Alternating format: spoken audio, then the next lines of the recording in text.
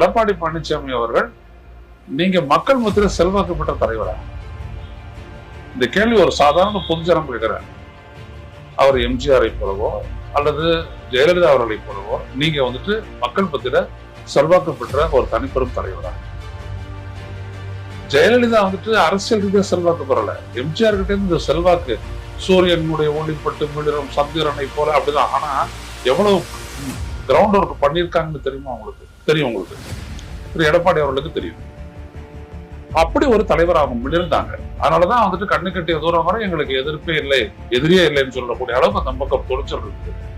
ஆனாலும் அந்த அம்மா என்ன பண்றாங்க, ஒரு கட்சியுடைய ஒரு கூட்டணின்னு ஒண்ணு வரப்போது, எதிர்காலத்துல கூட்டணி அமைக்கிறமோ தனித்து போட்டியான போது திருவான்மையூர்ல அவ்வளவு பெரிய மாநாட்டை கூட்டி 1100க்கும் சொச்சமானவர்கள், பொதுக்குழு உறுப்பினர், செயற்குழு உறுப்பினர், சிறப்பு அழைப்பாளர்கள் எல்லாரையும் கூப்பிட்டு சோறை போட்டு என்ன சொல்ல போறாங்கன்னா அதிகாரத்தை பொதுச் செயலாளருக்கு தரப்போறேன்னு சொன்னாங்க. அதான் அன்னைக்கு சொன்னாங்க.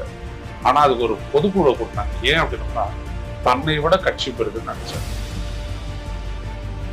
எம்ஜிஆர் ஏன் கட்சியினுடைய தொண்டர்கள் தான் தலைமையை தீர்மானிக்கணும் அப்படின்னு சொன்னாருன்னா தன்னை விட கட்சி பெறுதுன்னு நினைச்சாங்க.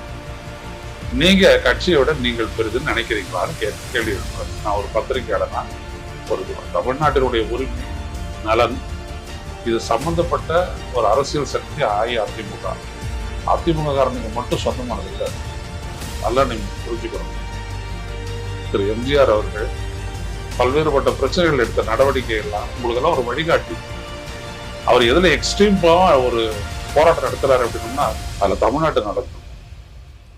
ஆனா நீங்க பாத்தீங்க அப்படின்னா நீங்க வெறும் அரசியல் பண்றீங்க.